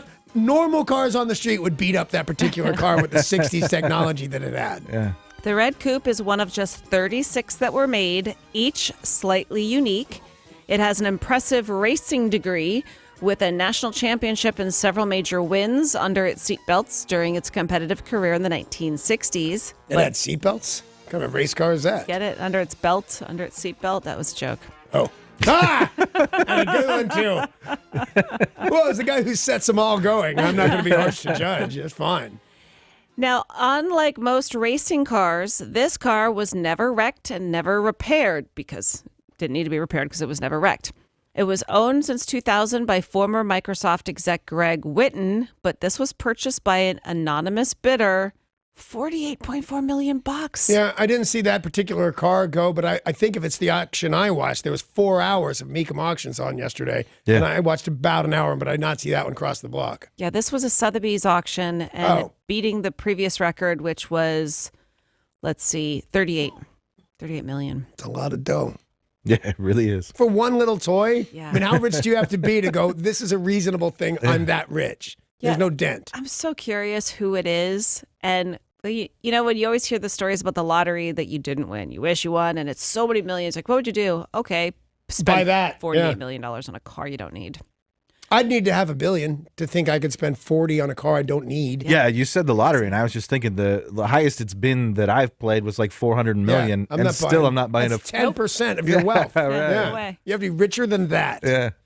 What's up, Bezos? Is this my call? Two parents in Tarboro, North Carolina were very distressed to find out their 10-year-old son was not really theirs. Sorry? I'm just making guesses. Wasn't really there. Wasn't really their kid. No. Switched at birth. No. Their It's an 10-year-old alien. son. I'm going to punch you Can't both. be an alien. It could be an illegal alien. Oh, yeah. Their 10-year-old son had been punished by his 5th grade teacher for calling her ma'am.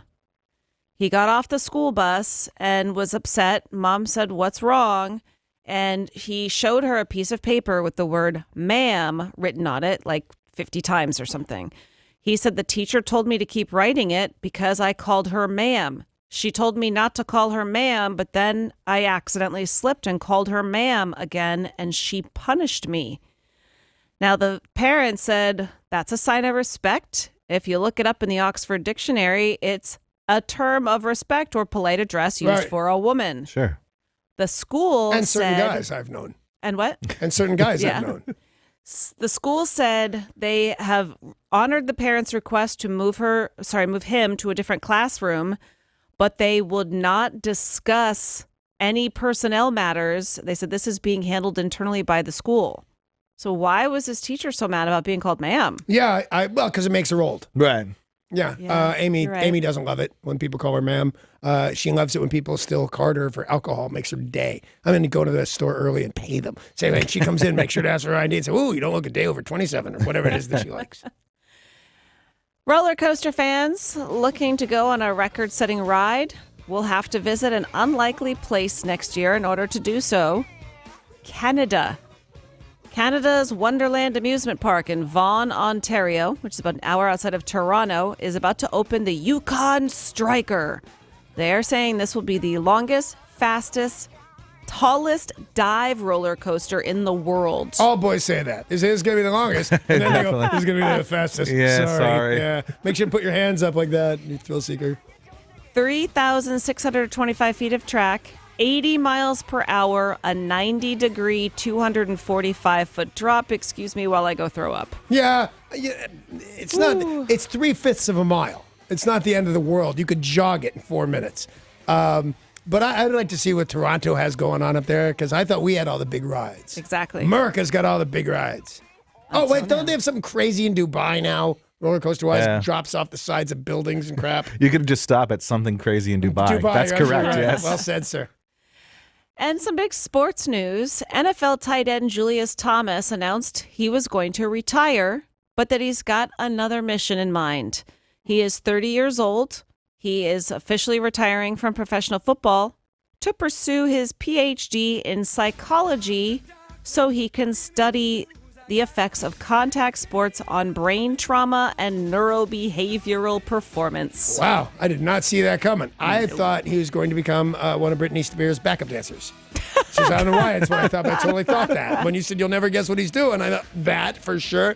That's cool. Remember, who's the big guy that just retired and became a doctor? He's not even retired. No, and he's an not MD? retired. Yeah. So if these guys, I like the way this is going. Yeah, I mean, he's smart dude and has decided, all right, time to hang it up and study. Did you ever date anybody that was majoring in psychology? Oh, I know. I don't think I could. Oh, my God. It's horrifying. Why do people think you know anything? Graduate and then come talk to me about why I behave the way I do. I don't need anybody analyzing me. Thank My you. God. This is all because you want to be like your father and you won't admit. What? What are you saying?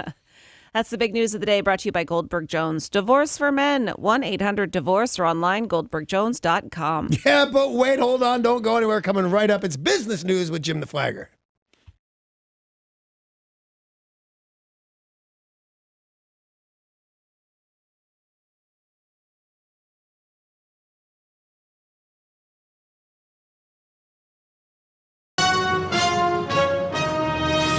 And now, business news from Jim the Flagger. After tweeting about taking his company private, Tesla CEO Elon Musk now says the automaker will remain public.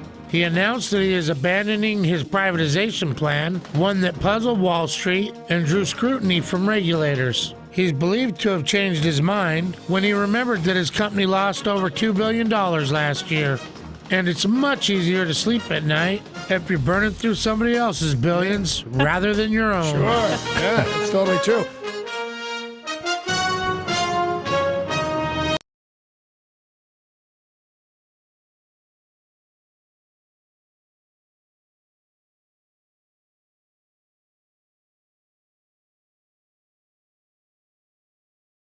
I will tell you this, that all the cool things that iHeartRadio does or lets us do, this is one of the coolest. It's on September 21st and 22nd in Las Vegas.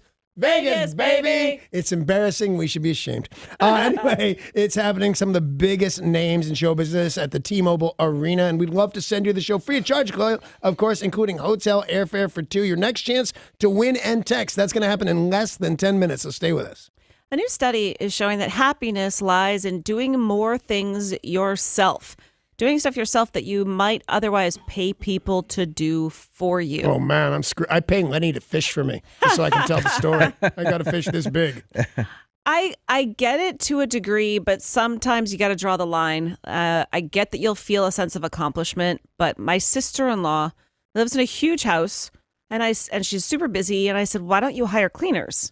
And she says, I prefer to clean it myself. I feel a sense of accomplishment afterwards. Yeah, Amy said something very similar from that to me. She keeps a spotless. I actually call her the cleaning ninja because in some ways it gets in my way. Like I'll take a fork, I'll take a bite of something, I'll throw that fork in the sink. Now my intention will to be use that fork several times a day. Ew. And I turn back to the fork and the fork's gone. It's in the dishwasher. There's another fork. It's a big hassle, but she prefers it that way. Yeah, I do agree, though, that there is something to be said for doing it yourself. You know, I love to grow things from seed. Mm-hmm. And many people have these beautiful gardens here in Western Washington. They pay somebody to do it. I love growing something from seed and tending to it and knowing that I grew it. Yeah.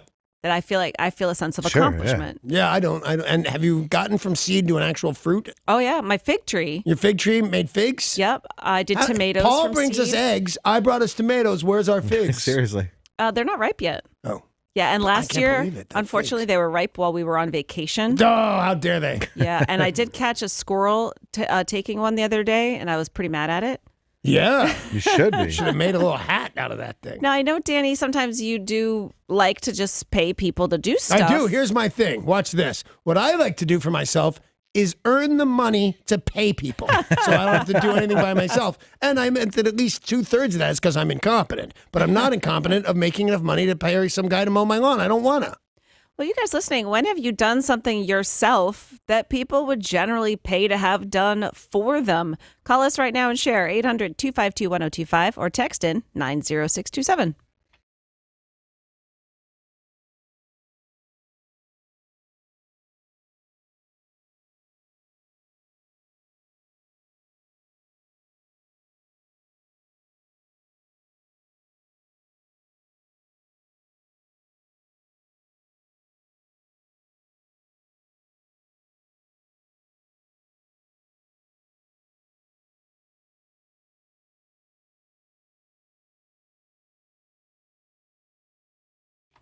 You know, a new study says that happiness lies. That's right, happiness lies. It lies in doing things for yourself that otherwise you would pay other people for. When have you done something for yourself that people would generally pay to have done for them? 1-800-252-1025. You can text to 90627. Good morning, Gary and Polsbo. Hey, Gary. Hi. What do you got? Oh, I love to split and cut my own firewood. Yeah. Strangely enough, I do too. Yeah, I was going to. Do you really? I do. I love doing it. I've done it a few times when camping and things like that, but I got to tell you, I think if I could pay someone, hey, man, could you go cut those logs for me and stack them up? Here's $20. That's the way I would go. But that's the way I would go with most things. It's outdoors, it's nature. It's really good for you, Gary. So I would say that's a very good call. Yeah, it's great exercise, which is totally why you don't like to do it. Right. I don't like to do it. If you see any boxing movie, they're always doing a sledgehammer in that same motion or chopping wood. In Rocky whatever, where he goes to Russia, he's chopping wood all day. So don't fight Gary is what I get out of this. My brothers like to actually cut the tree down themselves, but then you've got to let it relax for a little bit before you can then they chainsaw it, and then they give it to me, and I get to chop it. I don't get to cut the tree down, though. Where did you grow up? Yeah. No toys. Well, summer's in Maine, and my favorite one was we had this saw, and it's a two-handled saw, and it's really long, like 6 feet. I know where she grew up. Saw. The 1850s. That's where she grew That's up. where she grew up. That was my favorite one, the two-handled saw. Yeah. I'm a little weird. I get it. Brandon in Seattle, when have you done something for yourself that other people would generally pay to have done for them? Well, I think nowadays getting your hair cut is kind of expensive, so I actually will sometimes just cut my own hair. And how's that work out? A lot of people keep saying, "Oh, why would you do that? It's easy to mess your hair up," but I've never really had that issue. You don't know that. Here's what I want you to do, and I'll even pay for your haircut if you do it. You walk in, you sit down, and tell me within 30 seconds if they don't say this. Ooh, my goodness, dear, who cut your hair last? It's awful. I don't know why they'll talk like that, but they will, Brandon. You don't know. Brandon, do you use like clippers? Is it a buzz cut? No, just regular scissors. Oh, my goodness. Really? I I've couldn't do tried. that. You couldn't do that. Well, now I can't. But I mean, I get it with the clippers, but to do the scissors, especially trying to get the back and stuff. Yeah, invest in a Flowbee.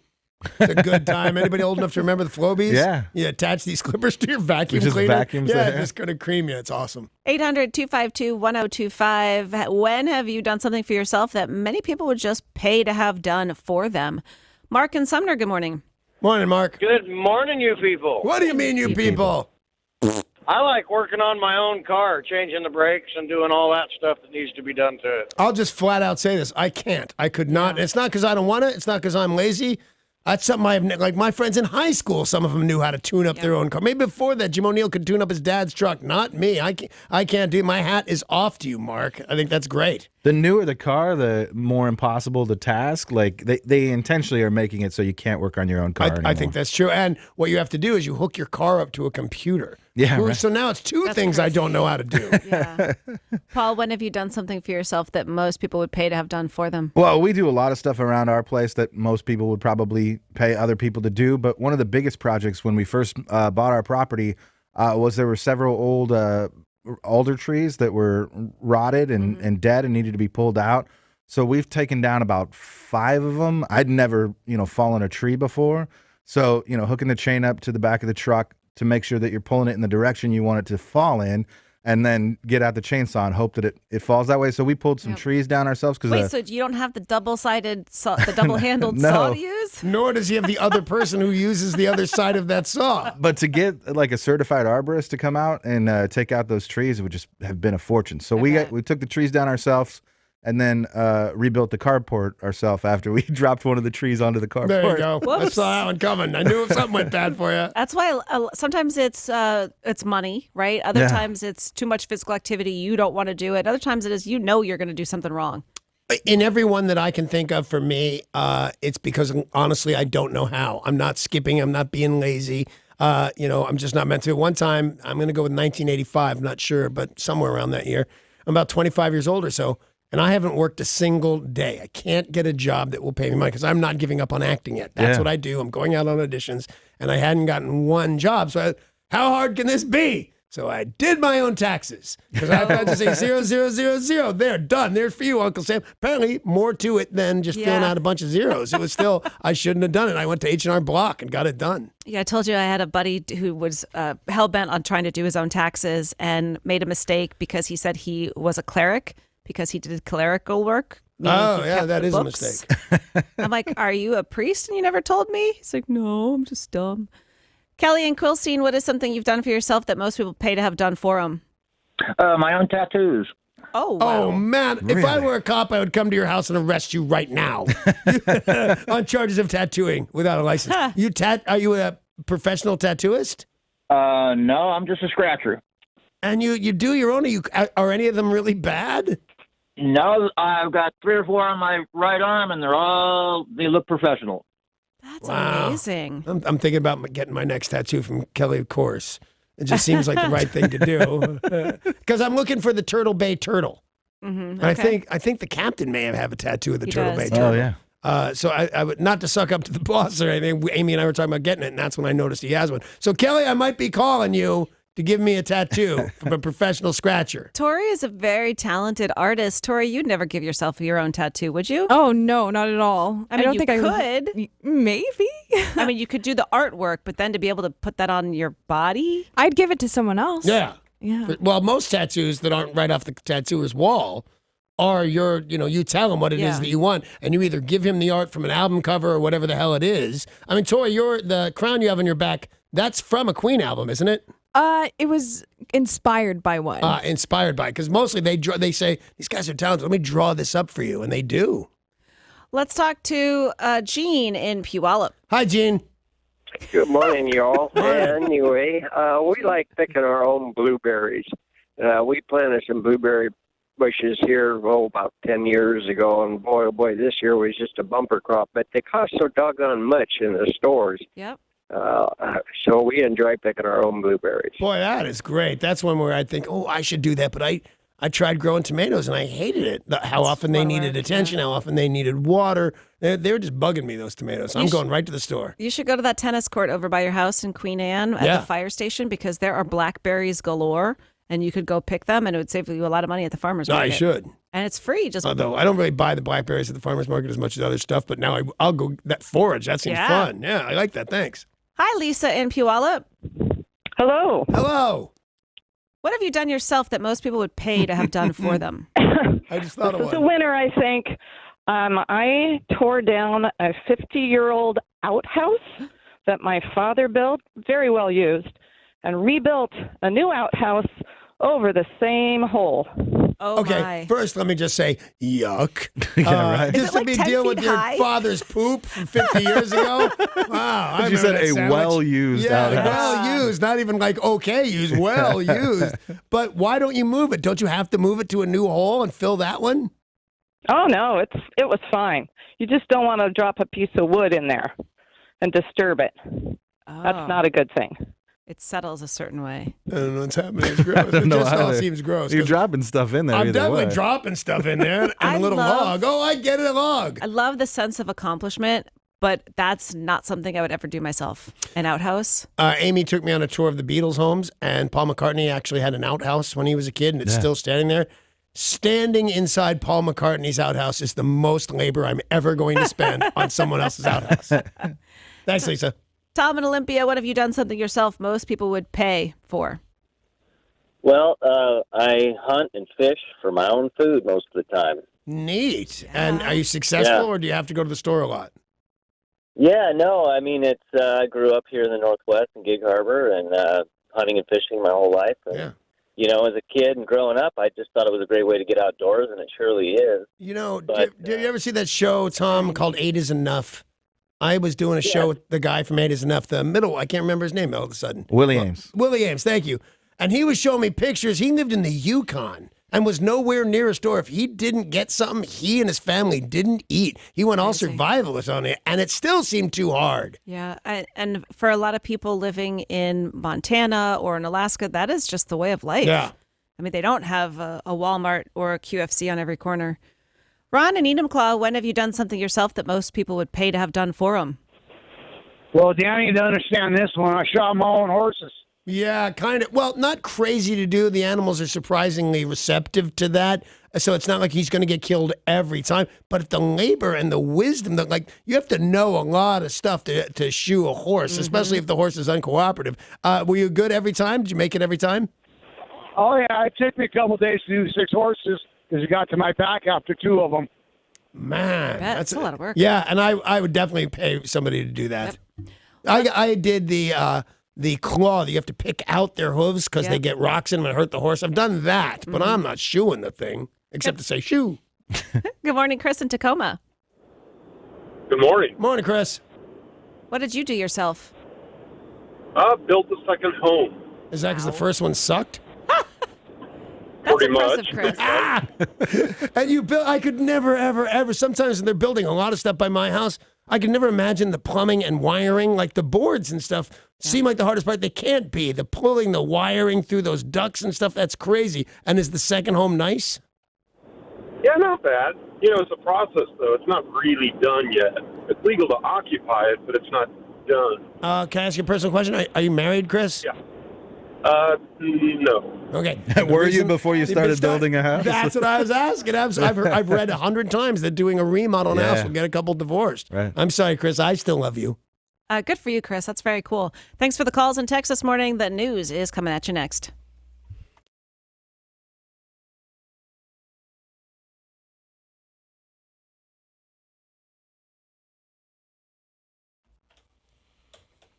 News is brought to you by Les Schwab. Police are investigating gunfire that erupted in the Commons Mall last night. They're trying to figure out if it was an accident or intentional. Where's that? Federal Way? Yep. The incident started with a fight. One of the 2 people involved had a gun. There was a scuffle, and the gun went off. The gunfire briefly triggered a lockdown of the mall, but nobody was hurt. They found bullets that had gone through a glass storefront. They are not saying, though, if they know yet if this was an accident or intentional. Now I realize exactly where that is because I go there all the time on my way down to the EQC. I pull up and I go to Red Robin or Red Lobster, anything that has a color and a food. I go to that one immediately. I like that place. I'm sorry they're having trouble. Go visit Hoppa Dave. I drive by every time and look for the guy. I don't know if he's even a real person. A 50-year-old man was arrested after shooting a tow truck employee from his car Friday night.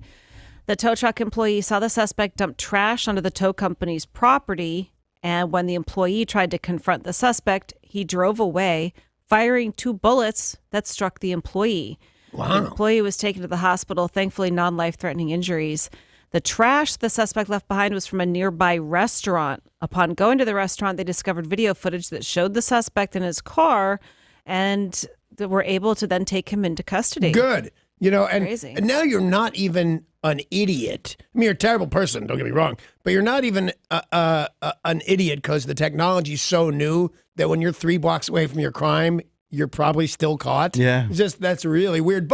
And this guy's a terrible guy. I hope he goes to jail for 1,000 years. Having said that, you ever had your car towed and been there for it so you could talk to the guy? I've not, but I've seen it, and it looks like a very frustrating Put it down. experience. I got to get to work. Please, I'm going to get in so much trouble. I'm sorry. Hey, man, talk to my whatever. They don't talk to you. And in your head, you think bad things for you, tow guy. But you don't do it.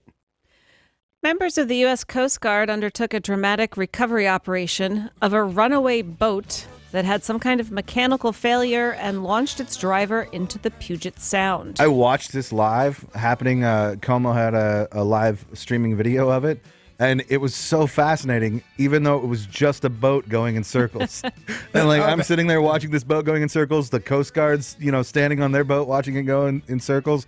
It was pretty crazy to watch, even though it didn't do anything different, just spun in circles. When I was doing World's Dumbest, that was a pretty regular thing, not the boat, but the car. Somehow your car just started going in a circle. Yeah. And you watch and you wait. The cops are trying to figure out. And finally, one cop always gets in and saves the day. Right. But it is good footage.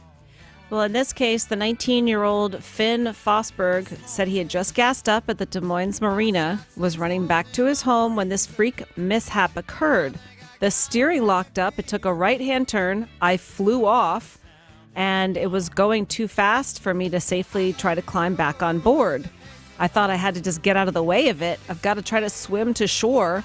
That swim took just under an hour. Oh, I'd be dead. He was doing his best not to panic because this is the sound. This was cold.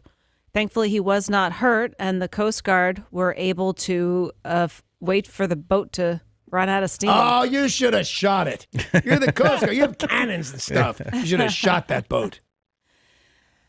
And, of course, we are still waiting on an update of this terrible shooting out of Florida over the weekend. A gunman killed 2 people, wounded several others before taking his own life at a video game tournament in Jacksonville, Florida. The suspect has been identified as David Katz, a 24-year-old from Baltimore who was in Jacksonville to attend the Madden NFL 19 tournament. He is believed to have opened fire with at least one handgun inside of a restaurant where the tournament was taking place.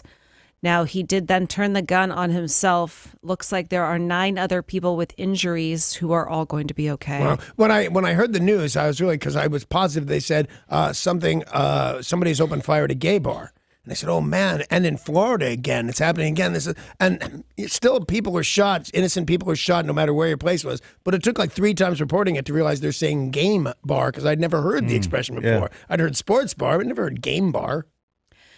John McCain is making his final journey. The hearse carrying the late senator's body left the Arizona ranch on Saturday, making the journey to Phoenix in a police-escorted motorcade along a route that saw many of his constituents line up to pay their respects. Services are going to be held in Phoenix and then the National Cathedral in Washington, D.C. He'll then be buried at the U.S. Naval Academy Cemetery. And, of course, his widow sent out a very nice tweet thanking people for, all the respects that are being paid by people. And they said that he knew that this was imminent, planned his own funeral. He had asked George Bush to speak, Obama and Pence to attend as well. But he asked specifically for President Trump not to attend. That's the word. That's correct, yeah. That's wild. And I think kind of right. He's the guy that said, I like my heroes that weren't captured. He was a jerk to John McCain. And all the things that President Trump is doing that irk me, he's within his rights. He has the power to do these things. I just think they're wrong. But if he shows up at John McCain's funeral, you're your presidential title, I don't think gets you to go to the funeral of a guy who said, no, don't let him at my funeral. I don't know what disliking this guy more will do, but I will dislike him more if he shows up at Senator John McCain's funeral. It seems like I like my heroes who aren't dead. What? You can't say that. It seems like even he couldn't possibly have that bad a form, but every time you say that about him, that he does the thing. Yeah. He does the thing. We should make T-shirts, man. He does the thing. U.S. House candidate Bettina Rodriguez Aguilera has a long list of accomplishments to bolster her campaign that she's presently running in Florida. But one of the things she is known for is her claim of being abducted by aliens as a child. Oh, all right. Now, she is running in the Miami area, a seat being vacated by a retiring Republican. And she does have a decent number of supporters, but she said that she was kidnapped or, taken by aliens. Yeah, the important question is only one was she probed? Because they probe you. I heard that everyone, although they're mostly guys, they say I got probed. Yeah. Is her opponent starting every speech with, my opponent was abducted by aliens? Now, she says 7 years old, and she was taken aboard the spaceship by blonde extraterrestrials who resembled the Christ of the Redeemer statue in Rio de Janeiro. They told her... They were, 11,000 feet tall? They told her that the center of the world's energy is in Africa and that thousands of non-human skulls were once discovered in a cave on the Mediterranean island of Malta. They spoke English? Of course. She also says she saw a UFO at age 17 and has been in touch with those aliens telepathically for many, many years. And still is talking to aliens right now. Yes. Plus, Christ the Redeemer, he's the statue fisherman because his whole job is to go, I once caught a fish this big. If you could see me, that would be hysterical. Up to 30 migrants are believed to be hiding inside of Queensland's crocodile-infested Daintree rainforest after their boat was found to be sinking. Are we talking about Australia? Australia. Police have confirmed that a search is underway to find the migrants who they are concerned may be hiding in mangroves, which are infested with deadly saltwater crocodiles. Yeah, well, you didn't invite them. I don't know how hard you have to look for a bunch of people you didn't invite into your country because they're choosing to hide from you in crocodile-infested mangroves. Yep. Do you know what country they're from? They think they are from Vietnam. Vietnam? I said that word funny. Yes, you did. I was going to say they're Vietnamese. Yes. And what They're from Vietnamese. Is that an easier boat ride? I think it is an easier boat ride to there than other places that I would think they would go. Here, Florida, all that stuff. Certainly here, yeah. Seattle, here. See them in the Sound. Unfortunately, we frequently hear stories about people emulating what they have seen in movies or television. Yeah, totally true. And you think, I saw that in the movie. I could totally do that. Did By not. the way, don't say yippee-ki-yay mother father to a cop. They hate it. Well, this story does not have a happy ending. Salt Lake City. A man was waiting for a freight train to pass. If you've ever been stopped down on Elliott. Yeah, sure. You get a little frustrated. Alaska Way, you get frustrated. It takes forever. Well, this guy got tired of waiting, so he thought he would roll underneath it just like the movies. Oh. Guess what you can't do? Well. Successfully. Every time. Okay. To roll under a train while it's moving. Right. Yep. So he got down, got into the roll position, and went to just roll underneath it. It squished him. Did squish him or cut him in half? He was caught up in the wheels and perished. Oh, man, that's gross. Yeah. Here's the way that apparently is supposed to work. You lay down on the ground, you time it out, then you roll in. But then you don't roll out. You stay in the center, figure out the timing, and do it again. That's where the guy went wrong. Paul could do this. Also, attempting it at all is where he went wrong the first time. Sheraton, Westin, and Starwood hotels are finding their religion. Marriott International bought Starwood, and they started to put copies of the Bible and the Book of Mormon in their recently acquired hotels. By the end of this year, it's expecting to place the books in 300,000 rooms. What made them do the Book of Mormon? Because the Gideon Bible has always been in rooms. But the book, is it a Mormon company? Marriott, whose namesake founding family is very active in the Mormon church, has been doing this since the 1950s. You know what else they do? They wreck porn. Try getting porn in your room these days. There's a 75% chance you're not going to get it. Oh, really? Because the Marriott Because family. the Marriotts? Yeah. What do they know? Apparently how to run hotels. They do not. Something that even Animal Farm author George Orwell could not have imagined happened in Texas. A woman went out to her chicken coop. Going out there to check on the chickens. Sure. Paul, you do that every day? You go there and check your chickens? Couple times a day. Sounds like I'm saying something I shouldn't, but Check my chickens. Yeah. you do raise chickens. It sounds like you're saying choke your chickens. Yes. And that's wrong on all sorts It is, of fronts. Let's not even say that. No, it's not. It's crazy. So this chick goes out to the chicken coop, and she sees her hen sitting there warming up a snake. Warming up a snake? Well, she was sitting on it like she would sit on her egg. She thought it was an egg?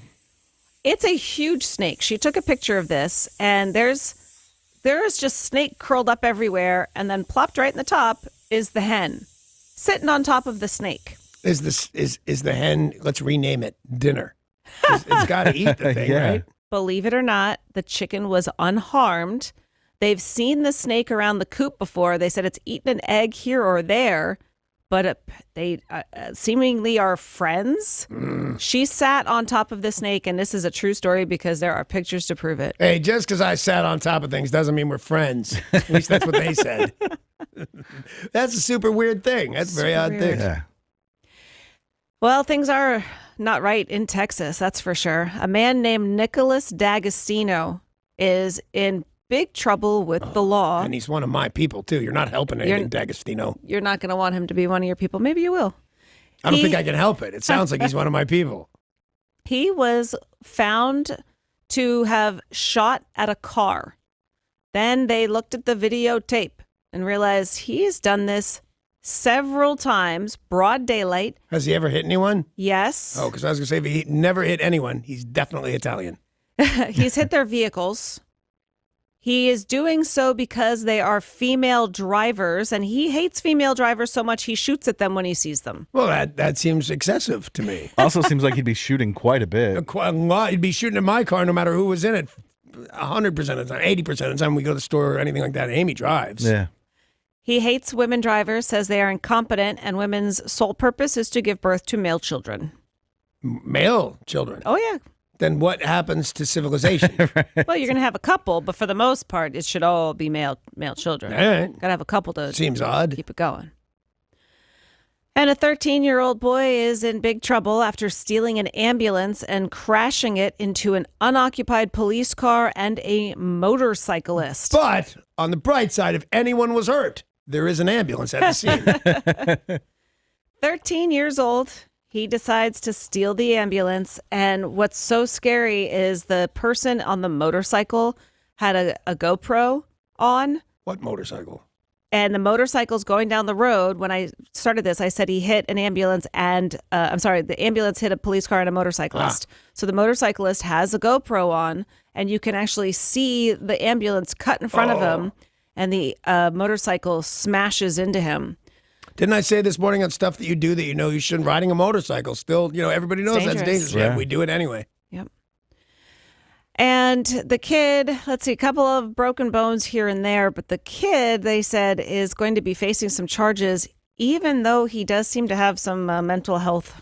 He's 13 and has mental issues, and he's going to face charges? He's just not going to go to the doctor? Well, I mean, then maybe it's a stay in with the doctor type of situation. Maybe. I don't think they're just sending him home to mom and dad at this point. Stealing an ambulance sounds pretty awesome, though. Yeah. Yes, it does. It would be fun. Don't do it, Paul. Every time I've ever ridden in an ambulance, I've been in the back, and it was still kind of fun. Yeah. News is brought to you by Les Schwab. We are going to be right back with entertainment.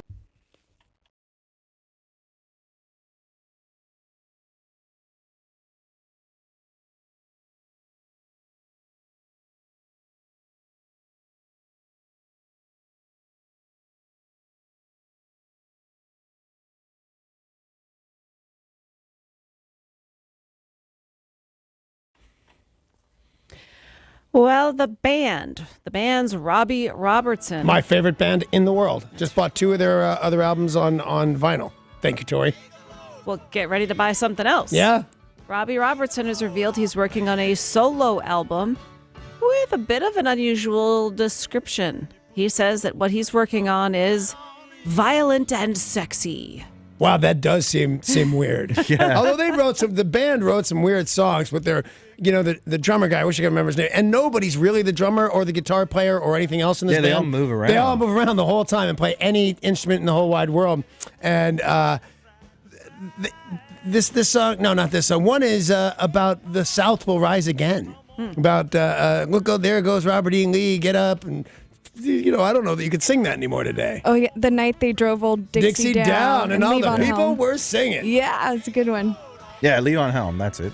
Yeah. I Yes. told you Helm this morning, and you said, no, it was Helm something. You said he was made into mayonnaise, and that's not You're true. totally not listening to the words that are coming out of my mouth. But yeah, great. I think one of the greatest bands of all time. He's also been working on the band's catalog in order to produce further 50th anniversary re-releases.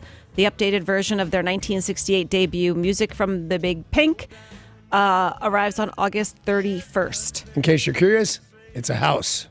Big Pink is a house? Yep. They painted pink, or it was pink when they bought it. But they bought it, moved in, and built a studio and never left till they had an album. These cats just get more and more interesting. Yeah. He also is writing a sequel to his 2016 memoir and talks about composing the score for the upcoming Martin Scorsese movie, The Irishman. So he's been a busy beaver. Wasn't Martin Scorsese who did their documentary, The Band, or The Last Waltz? They're good buds. And a pocket watch that was recovered from a passenger who died on the Titanic sold over the weekend at auction for $57,500. That's actually not bad. I would have thought $1 million. It couldn't have worked because if he knew what time it was, he wouldn't have got on that boat. This was recovered from a 34-year-old passenger named Sinai Cantor, who was a Russian immigrant who managed to get his wife Miriam to a lifeboat, and then he died in the icy waters. Did anybody say never let go to him? Because that's pretty much the story I saw in the movie. Yeah. The pocket watch was sold by a direct descendant of Miriam and Sinai Cantor. You'd have to be having a rough day to get rid of that for only 57 G's. I mean, I could really use 57 G's as much as anybody else. I wouldn't let it go for that. Right. It should be passed down through your family. $250,000, you want to pry this out of my relative's hands? Okay, but $57,000, that's the price of a normal, nice car. What kind of car you're driving? Lexus, anything. But he was probably down at the Pawn Stars pawn shop, and they started at They said no. Started at $250,000, and then they talked him down to 57. And Rick was talking to him. Yeah, Rick. The romantic comedy Crazy Rich Asians is the #1 movie in North America for a second weekend. This movie is doing so well. It hardly dropped off at all from the first weekend, which never happens. There's usually about a 50% drop. I think Danny might have an opinion. Well, no, I just every time she says, "But it's still the first place," it's just not worth it. That's what, it's been out long enough for me to give you my review, and my review is it's a nothing. Nothing happens. It's in the title. Oh, they're crazy rich Asians. Yeah. Bye. Thank you. I've seen That's your movie it. now. Well, this is its second week, and it's still doing a huge number at the box office. $25 million for week 2. The Meg at #2 with $13 million. How is that movie still making money? Yeah. Or how did that movie make any money? Well, you know the movie that's not making any money is the Happy Time Murders total box office bomb. Called it. Third place, $10 million. It got terrible reviews, so nobody was surprised at all. No, but she's got enough of a following that can usually push it up, no matter what you think, over $10 million. And that's exactly what just happened. Looked terrible. It does look terrible. Mission Impossible Fallout, still in the top 5. In fact, at #4 with $8 million. Christopher Robin in 5th place with 6.3. That Mile 22 from Mark Wahlberg. Yeah. Meh. 8th place. Like It's, it's just and doing okay. it wasn't free like some of these other movies. That cost a ton to make. It wasn't. This wasn't its first weekend. I think this is its third weekend. But it it's didn't just- do well the first or No. second weekend either. Yeah. Nope. Let's take a look at sports. Sports brought to you by Bradley Johnson Attorneys. If you're facing a DUI, call 1-800-DUI-AWAY, 1-800-DUI-AWAY. Friday, the Mariners beat the Diamondbacks. Saturday, the Mariners beat the Diamondbacks, Nice. but can't complete the sweep. They lost 5-2 yesterday. Off day today, but the Mariners return to action playing the Padres of San Diego. 7:10 start time tomorrow in California. Marco Gonzalez versus Joey Lucchesi. We're finding out that Mariners reliever Juan Nicasio is about to have season-ending knee surgery, which is a super bummer because the Mariners are still making a push for postseason. Buster Posey, who is the catcher for the Giants, he's a great player, superstar player. They're not going to go anywhere this season, so he's having season-ending hip surgery. Wow. Okay. So they By the way, kind of it's Buster Posey. yeah. Great name. Yep. Really good It really name. is. It also, it's like the answer to a question. What are you going to do later, Buster Posey? Oh, yeah. I used to do that, but I quit. But typically, if your team is making a push, you put it off as long as you can. Obviously, Juan Nicasio could not put it off. His knee was bothering him too much. That or he's given up on the season. Hey. I'm not saying we should. I'm just saying it sounds like he might have. Football, Seahawks, week 3 of the preseason. They lost to the Vikings 21-20 Friday night. But we'll see them in action again Thursday. Raiders, Seahawks. Kickoff is at 7. Regular season just around the corner. Yeah, I've been missing more of these games than seeing, and it kind of bugs me. I don't know if my schedule's off or what it is. I've not seen one full game. I hate to say it, but like you're not really missing all that Right. much. Now Russell Wilson did play into the third quarter. Yeah, the third game is normally the one where you see the most of the starters. Then the fourth Right. game, they kind of give everybody a rest, except for guys who may or may not be on the team the following week. Yeah, exactly. So this will be our last preseason game, and then Seahawks Broncos. Boom. Sunday, the 9th of September, which is not far away. In fact, it's, I was going to say 10 days away. How's my math? Totally wrong. Under 2 weeks away, Seahawks, Broncos, and let's see, that's a 1:25 start time. J.J. Watt. Everybody loves J.J. Watt. Yeah, everybody loves him, yeah. He plays for the I love him. Texans. Doesn't matter. We still love J.J. Watt. He set up an online fundraiser to help those affected by Hurricane Harvey. Now, remember when he first did this, he's like, can we just raise like $500,000, I think that was his Is that what first it was? goal, I yeah. remember it being not that much, like obtainable. Yeah. And I think that's what the number was. He's like, let's just do what we can and no pressure. Let's see what we can do to help Hurricane Harvey relief. Well, it is now officially the largest crowdsourced fundraiser in history. Wow, what's the number? $41.6 million. Yeah, I was about to say, I've never heard of such a thing. And then I thought, oh, yeah, nobody's ever heard of such a thing. That's why it's a record. It is so amazing. Now, this money is going towards Hand and Hearts, AmeriCare's Boys and Girls Club, Habitat for Humanity, Save the Children, Feeding America. So this money is going to building and rebuilding homes completely lost from Hurricane Harvey. So if you needed any more reason to love J.J. Watt. And I don't. You now have it. And he's a cutie patootie. Yes. You know, not like too handsome, not too rugged, not too anything. Just, oh, you're kind of adorable for a giant killer of men. Seattle forward Brianna Stewart was given the WNBA's MVP. Well, I shouldn't say that. She was awarded. She earned it, yeah. She wasn't earned it. given it. The WNBA's MVP. She was given this award right before their semifinal series at Key Arena against the Phoenix Mercury. So she gets the award that she earned, and then they beat the Mercury 91-87. Nice. She is turning 24 years old today. Happy birthday, Brianna Stewart. Happy birthday. Yeah.